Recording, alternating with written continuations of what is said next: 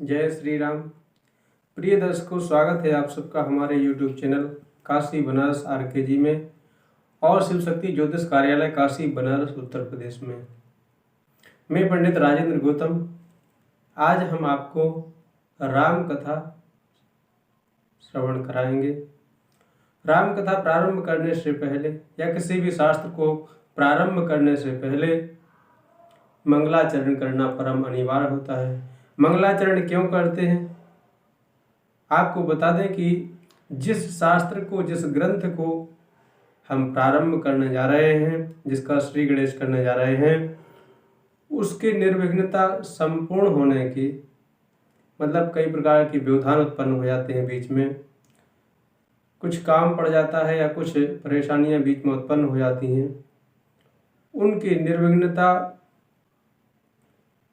जो शास्त्र को हम प्रारंभ कर रहे हैं उसकी निर्विघ्नता पूर्ति के हेतु मंगलाचरण करते हैं। भगवान से ऐसी प्रार्थना करते हैं कि हमें ऐसी शक्ति प्रदान करें कि हम इस ग्रंथ को, इस शास्त्र को निर्विघ्न पूर्वक पूरा कर सकें, इसलिए मंगलाचरण किया जाता है। तो आइए पहले राम कथा को प्रारंभ करने से पहले मंगलाचरण करते हैं। पहले श्री गणेशाय नमः। राम रामेति रामेति रमे रामे मनोरमे सहस्रनाम तत्तुल्यं श्रीराम नाम वरानने। अतुलित बलधामं हेमशैलावदेहं दरजवनकृशानं ज्ञानिनामाग्रगण्यं सकलगुणनिधानं वानराणामधीशं रघुपतिप्रियभक्तं वातजातं नमामि। तो श्री गणेशाय नमः। वर्णानामर्थसंघानां रसानां छन्दसामपि मंगलानां च कर्तारो वंदे वाणी विनायको। अक्षरों और उनसे बने शब्दों के अर्थ, समूहों, रसों, छंदों और संसार में व्याप्त सभी क्रियाओं का मंगल करने वाले श्री गणेश भगवान हैं और इस अज्ञान से ज्ञान को प्रदान करने वाली माता सरस्वती, जिनके द्वारा हमें ज्ञात होता है कि सभी का मंगल करने वाले गणेश भगवान प्रथम पूजनीय हैं, इसलिए पहले माता सरस्वती और बाद में भगवान गणेश। इसलिए वंदे वाणी विनायको, ऐसी माता सरस्वती और भगवान गणेश के श्री चरणों में हम प्रणाम करते हैं, दंडवत करते हैं। इसके बाद भवानी शंकरो वंदे श्रद्धा विश्वास रूपिणो याभ्यां विना न पश्यन्ति सिद्धा स्वांतस्थमीश्वरम।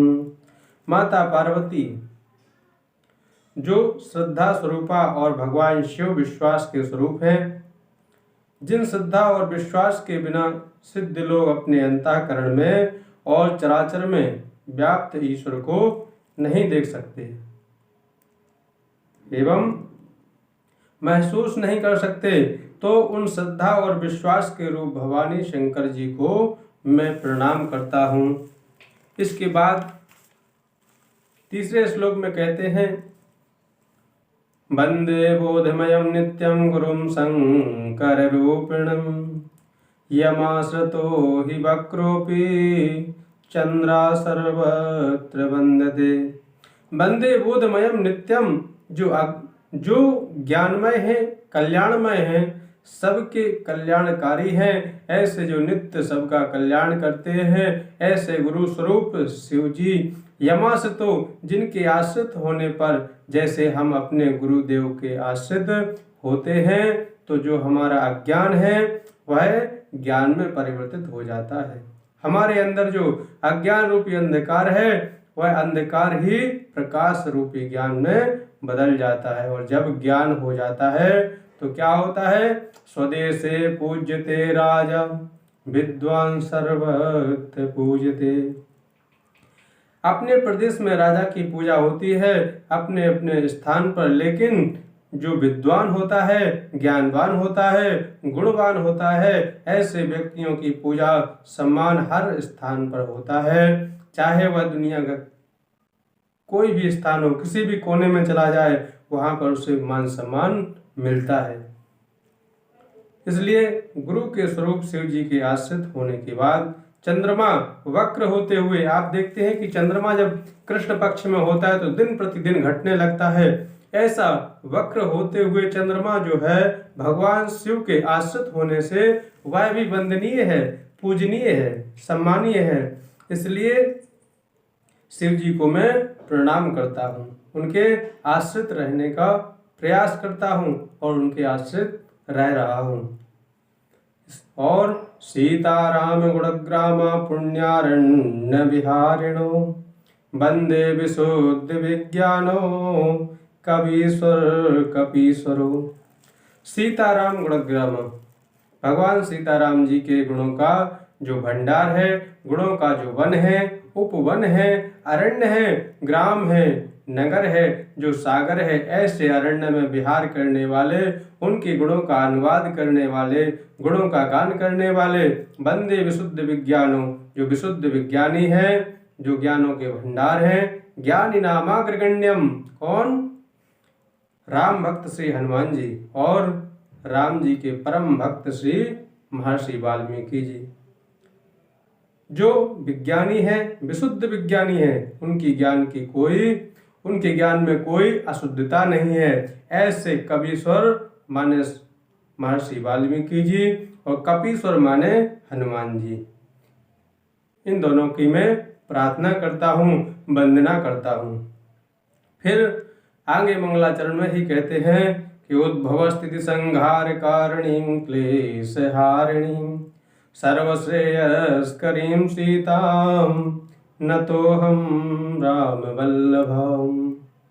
उद्भव स्थिति, उत्पन्न करना, स्थिति यानी कि पालन करना, और लय, उसका नाश करना।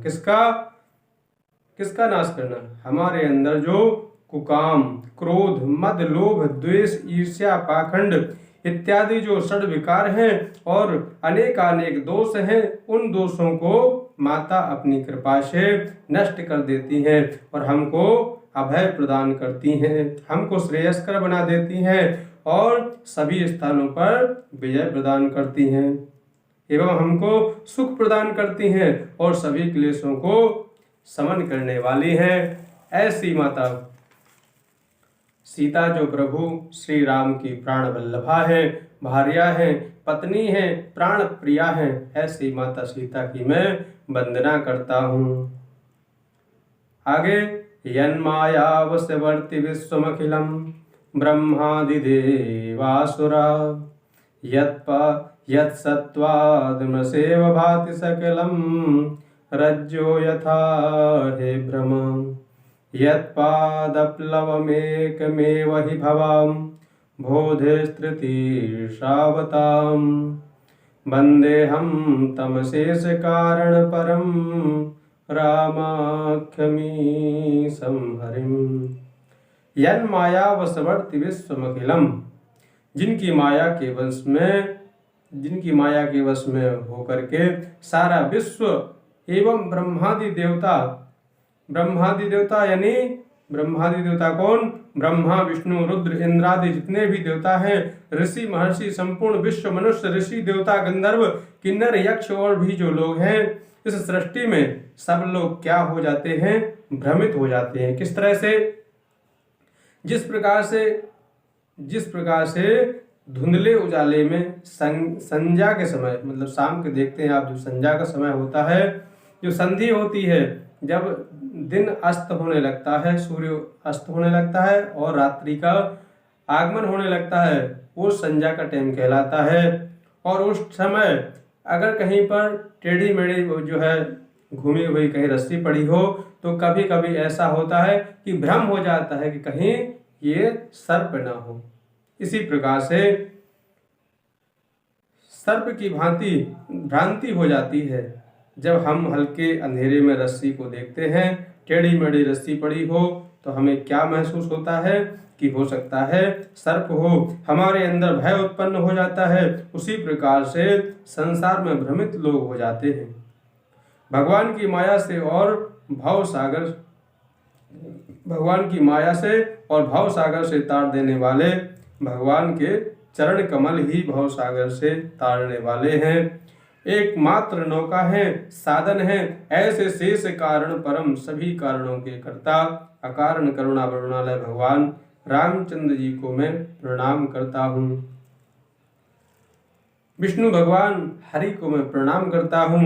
फिर आगे कहते हैं कि नाना पुराण निगमागम सम्मतम यद रामायणे निगदितं क्वचिदन्यतोऽपि स्वान्ता सुखाय तुलसी रघुनाथ गाथा भाषा निबद्ध मत मंजुल मातनोति।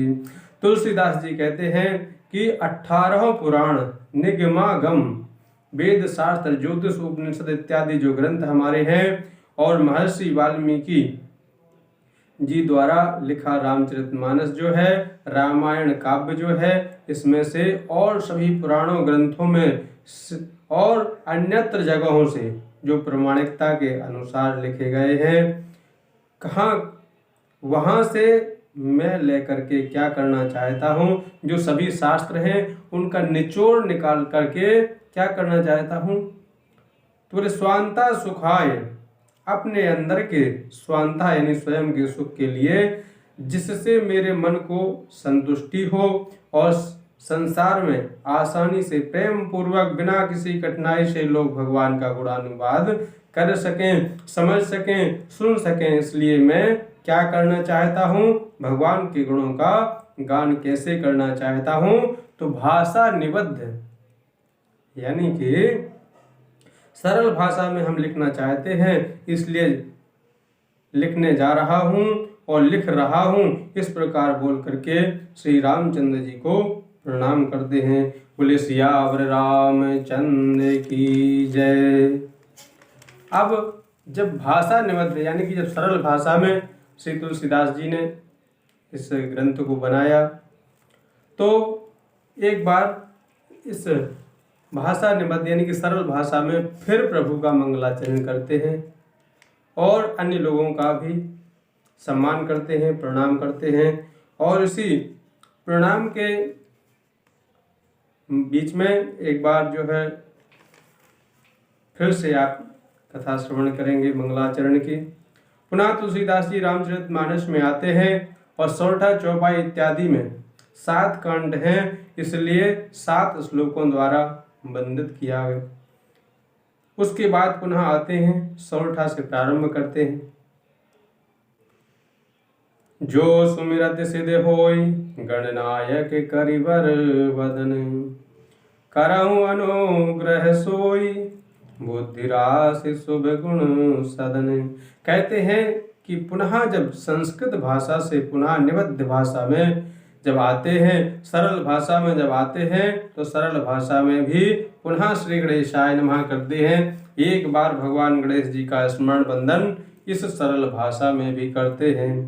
कैसे? जो सुमिरत सिद्धि होई, जिनके सुमिरन मात्र से, स्मरण मात्र से, पूजन मात्र से सभी सिद्धियां प्राप्त हो जाती हैं। सिद्धियां कौन है? अणिमा अगरिमा महिमा, जो जितनी भी सिद्धियां हैं, 8 सिद्धियां होती हैं, यह सब प्राप्त हो जाती हैं। ऐसे भगवान श्री गणेश जो गणों के ईश हैं, गण कौन है? भगवान शिव के जो गण हैं उनके स्वामी कौन है? भगवान गणेश हैं, उनके ईश हैं, उनके नायक हैं। ऐसे भगवान जो हाथी के मुख वाले हैं, लेकिन क्या है? सुंदर हैं। कैसे हैं? लंबोदरम परम सुंदरमेकदंतम रक्तांबरम त्रिनयनम परमं पवित्रम उद्यद्दिवाकर करोज्ज्वल कांतिकांतम विघ्नेश्वरम सकल विघ्नहरम नमामि।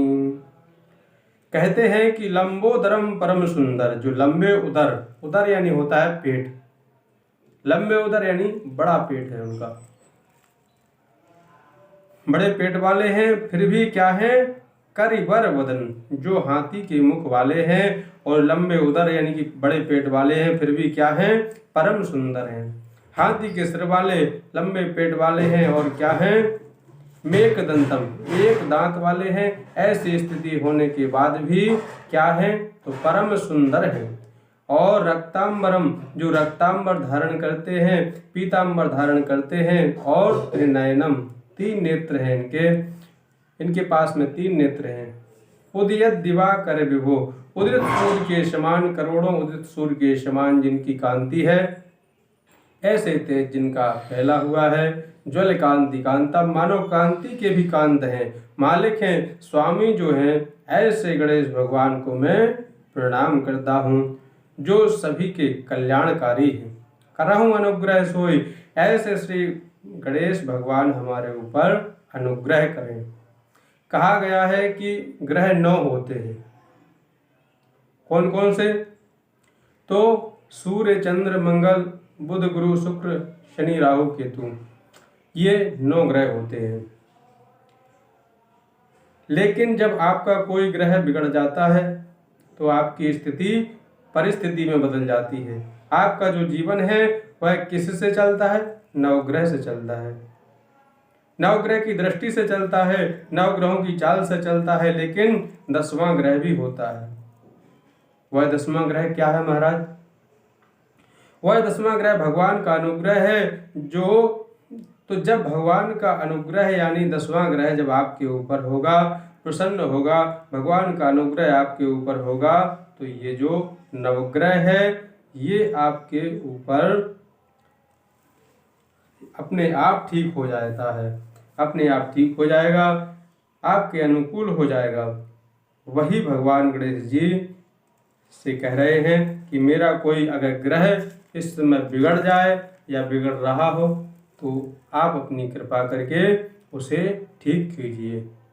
या जिस समय यह कर्म कर रहा हूँ, इस समय ग्रहों की स्थिति गति अगर ठीक ना हो, मेरे अनुकूल ना हो, तो फिर भगवान गणेश आप अपना अनुग्रह यानी कि 10वें ग्रह का प्रभाव दिखाइए, अपना अनुग्रह दीजिए, जिससे इस समय जो मैं यह ग्रंथ लिख रहा हूँ उसमें किसी ग्रह की बाधा या दुष्प्रभाव ना रह जाए और सभी सिद्धियां प्राप्त हो जाएं।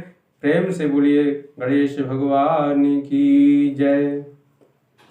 ग्रहों के बिगड़ने से क्या होता है, मनुष्य के शरीर में विकार उत्पन्न हो जाते हैं।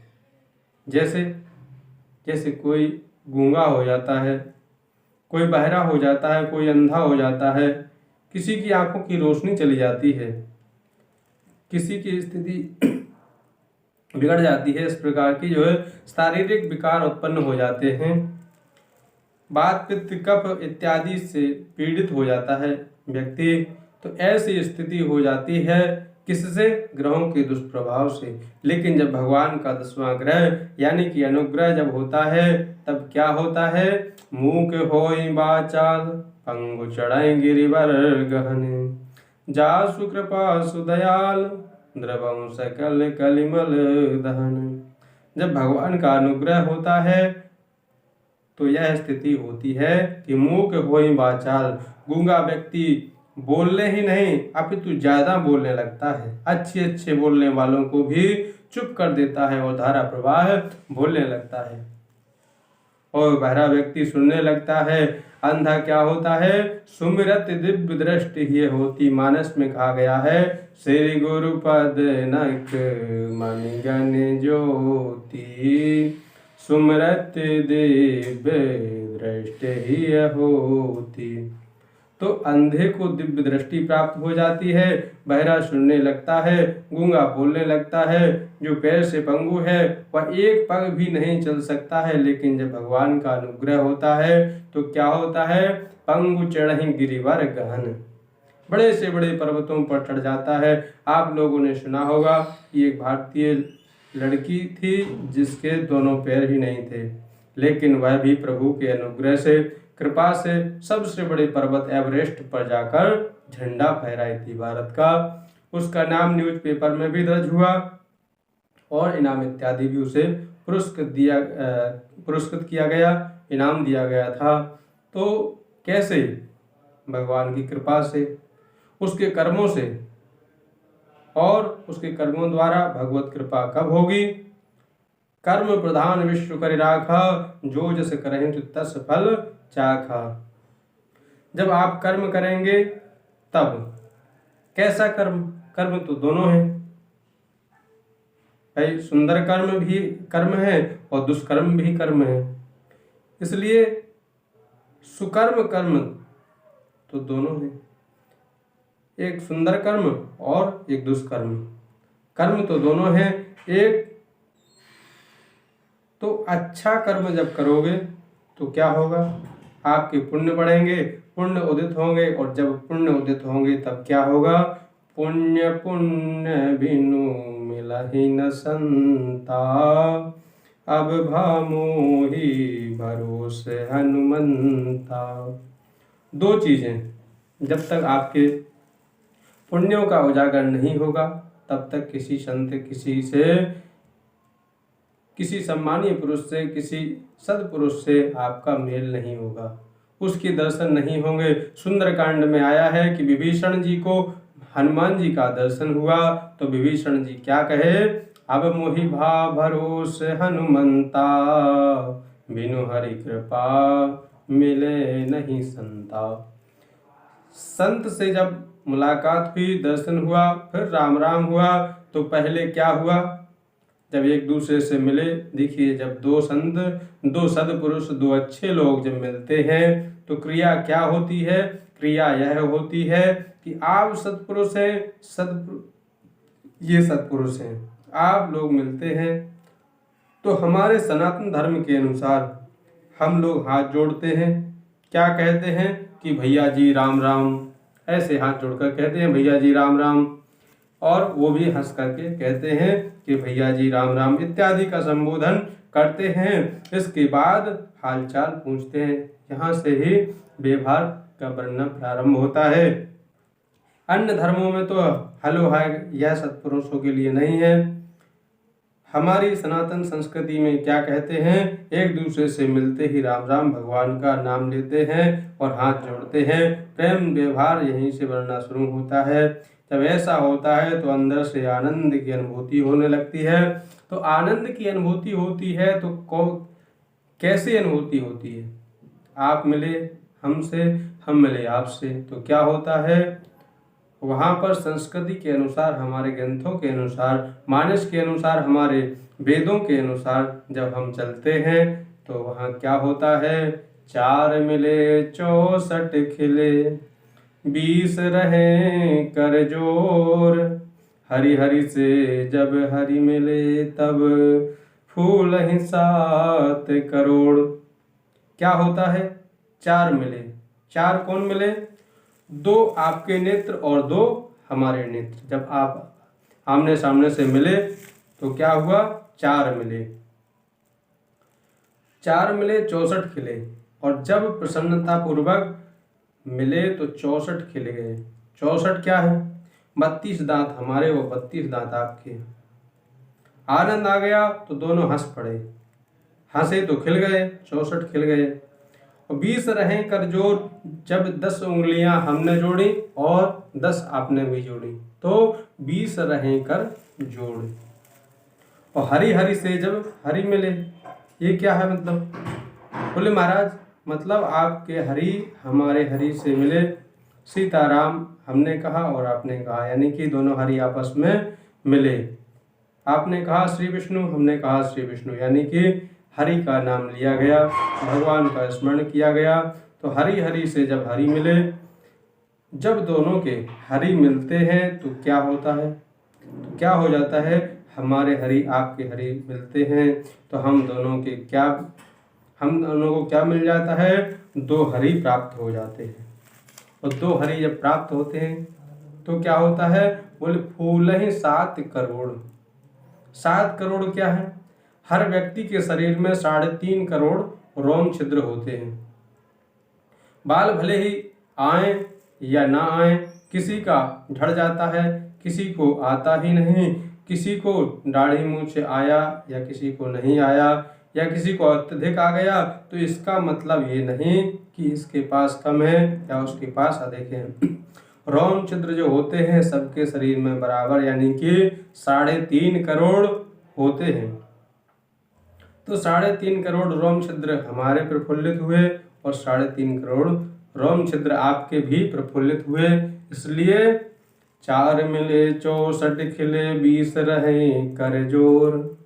हरि हरि से जब हरि मिले तब फूल ही 7 करोड़। 7 करोड़ रोम रोम प्रसन्न चित्र हो जाते हैं। कब होते हैं? जब भगवान की कृपा होती है तब। और भगवान की कृपा नहीं होगी तो क्या होगा? एक दूसरे को दूर से ही देखकर हेलो हाय कहकर निकल लिए। कोई प्रसन्नता नहीं, कोई विज्ञता नहीं, बस औपचारिकता पूरी हो गई कि हमने आपको देखा, आपने हमको देखा, हेलो हाय हुआ और इसके बाद चल लिए। समझ गए कि हम भी ठीक हैं और वो भी ठीक ही हैं। लेकिन हमारे संस्कृति में ऐसा नहीं होता है। पुनः कहते हैं नील सरोरुह श्याम तरुण अरुण बारिज नयन करम सुमम और धाम सदा क्षीर सागर शयन। जिनका शरीर नीला है, नीलमणि है जो, नील सरोरुह नीलमणि नील नील घन श्याम, जिनका पूरा शरीर ही नील वर्ण है। नव कंज लोचन कंज मुख कर कंज पद कंजारुणम। वारिज नयन, वारिज मतलब कमल, कमल सदृश कमल लोचन जो है भगवान, जिनके नेत्र कमल के समान हैं, जिनका हर एक अंग कमल है, ऐसे भगवान श्री हरि जो हैं क्षीर सागर में शयन करते हैं। वह हमारे हृदय के धाम में निवास करें, ऐसी हमारी प्रार्थना प्रभु से है। तो भगवान निवास कब करेंगे? कहने बस से नहीं करेंगे। बोले कब करेंगे? कि भगवान का कहना है मोहि कपट छल छिद्र न भावा। जिनके मन में कपट छल इत्यादि नहीं होगा, जिनके हृदय में भगवान का वास, उनके हृदय में भगवान का वास होता है और उन्हीं के हृदय में भगवान वास करते हैं। जब भगवान श्री रामचंद्र जी ने वाल्मीकि जी से पूछा कि कहाँ पर निवास करें, हमको कहाँ पर निवास करना चाहिए, तो वाल्मीकि जी ने उन्हें 14 स्थान बताए जिनके कान समुद्र हो जाएं। कैसे समुद्र? जिस तरह समुद्र में बहुत सारी नदियां जाकर मिल जाती हैं लेकिन समुद्र कभी नहीं भरता, इसी प्रकार प्रभु की कथाएं कितनी भी सुन लो लेकिन कभी जो है मन उभरना नहीं चाहिए। समुद्र की तरह उसको जो है श्रवण करते रहो। इस तरह से जो करते हैं, जो श्रवण करते हैं, जो कभी अघाते नहीं हैं, उनकी हृदय में जाकर आप विराजमान हो जाइए। ऐसा तुलसीदास जी ने प्रभु श्री राम जी से कहा। और जैसे कोई समुद्र में सभी नदियां जाकर के मिल जाती हैं फिर भी समुद्र नहीं भरता है, ऐसी कई प्रकार की कथाएं अगर सुनते रहो फिर भी कभी मन नहीं अघाना चाहिए। उसी प्रकार भगवान के गुणानुवाद को सुनते रहें और उनका हृदय कभी भरा नहीं, उनके कान कभी भरे नहीं, ऐसे भक्तों के हृदय में आप जाकर विराजमान हो जाइए, निवास करिए, जिनका मुख भगवान के गुणानुवाद करने के लिए ही बोलते हैं। जब भी बोलते हैं तो प्रभु की लीलाओं से संबंधित, प्रभु के गुणों से संबंधित ही बोलते हैं। बोले उनके हृदय में आप जाकर निवास करिए। बेकार वो मुख है जो व्यर्थ बातों में रहे, व्यर्थ बातों में मुख तो वह है जो हरि का कीर्तन किया करे। बेकार वो मुख है जो रहे व्यर्थ बातों में, मुख तो वो है जो हरि का नाम कीर्तन किया करे। जो दिन भर इधर उधर की बातें करेगा उस मुख में भगवान का वास नहीं होगा। सार्थक वह मुख है जिसमें भगवान के गुणों का अनुवाद होता है, भगवान के कीर्तन भजन के लिए हमेशा रत रहते हैं। तो ऐसे जिनका मुख है, जिनके मुख में आप जाकर के श्री रामचंद्र जी के साथ लक्ष्मण जी प्रभु एवं सीता जी को लेकर के आप उनके हृदय में वास कीजिए। ऐसा तुलसीदास जी ने प्रभु श्री राम जी से कहा। तुलसीदास जी कौन है? जो दिन रात राम नाम का जप करते हैं और राम नाम के गुणानुवाद को ही लिख रहे हैं। तब कह रहे हैं कि मैं आपके गुणों का अनुवाद लिख रहा हूँ, आप हमारे हृदय में आकर वास करें। तो भगवान कैसे नहीं वास करेंगे? ऐसे ही लोगों के हृदय में तो भगवान का वास होता है। बोले कुंद इंदु समदेह उमा रमन करुणायन जाहि दीन परनेह करहु कृपा मर्दन मयन। कुंद पुष्प के समान, चंद्रमा के समान श्वेत जिनका वर्ण है, कर्पूर गौरम जिनका शरीर कर्पूर के समान गौर है, चंद्रमा के समान गौर है। कुंद इंदु, कुंद पुष्प होता है उसके जैसे श्वेत हैं, जिनका शरीर जो पार्वती जी के माता भवानी के प्रियतम हैं। ऐसे भगवान शिव जो दीनों पर दया करते हैं, भक्तों को मनोवांछित फल देते हैं, थोड़े से पूजन थोड़े से तप से जो प्रसन्न हो जाते हैं, ऐसे शिव जी जो कामदेव को परास्त करने वाले हैं, जो काम मर्दन हैं, कामारी हैं, ऐसे भगवान शिव मुझ पर कृपा करें। क्यों कृपा करें? क्योंकि मैं उनके ग्रंथ को पुनः लिखने जा रहा हूँ। उन्हीं के मानस को शिव जी ने पहले इसको शिव जी ने लिख दिया था। कहा है कि रचि महेश निज मानस राखा पाई सुसमय शिवासन भाखा।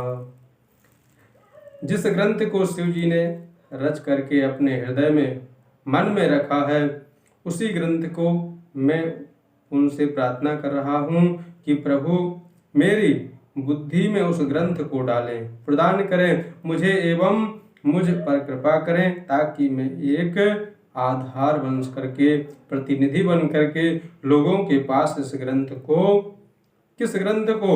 जो शिव जी के द्वारा स्वयं रचित ग्रंथ है, उस ग्रंथ को मैं सबको प्रदान कर सकूं। इसलिए हे शिव जी, आपकी कृपा हमारे ऊपर आप प्रदान कीजिए। आपकी कृपा से ये कार्य संपन्न हो सकता है, वरना नहीं। बोले बंदाऊं गुरुपद कंज कृपा सिंधु नर रूप हरे महामोह तम पुंज जासु वचन रवि कर निकर। बंदाऊं गुरुपद कंज, कंज यानी कि कमल, गुरुदेव के चरण कमल जो चरण है वह कैसे हैं? कमल की तरह हैं। तो गुरुदेव भगवान के चरणों की मैं वंदना करता हूँ। किन गुरुदेव भगवान की? जो कृपा के सिंधु हैं, सागर हैं,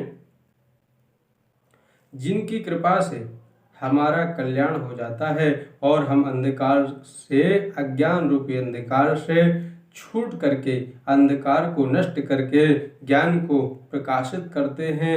ऐसे गुरुदेव भगवान के चरणों में जो साक्षात पर ब्रह्म है, गुरुर्ब्रह्मा गुरुर्विष्णु गुरुर्देवो महेश्वरा गुरु साक्षात पर ब्रह्मा तस्मै श्री गुरुवे नमः। जो साक्षात ब्रह्म है, हरि के रूप हैं, जो स्वयं हरि अनंत है, ऐसे भगवान गुरुदेव जो अज्ञान रूपी अंधकार को नष्ट करते हैं, उनके चरणों में मैं वंदन करता हूँ, अभिनंदन करता हूँ, पूजन करता हूँ और गुरुदेव भगवान से प्रार्थना करता हूँ। अब ये रहा रामचरितमानस का, राम कथा का मंगलाचरण, दोनों भाषाओं में, एक संस्कृत में और दूसरा निबद्ध भाषा यानी कि हिंदी में, सरल भाषा में। इसके बाद कथा प्रारंभ होगी।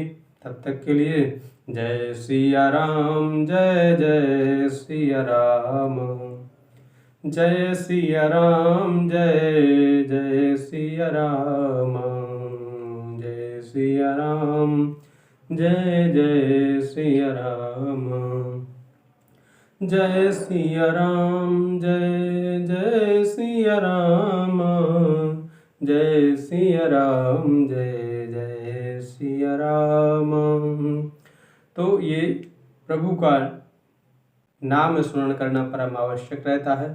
इसलिए ज़्यादा समय नहीं लेंगे और यहीं पर जो है विराम करते हैं।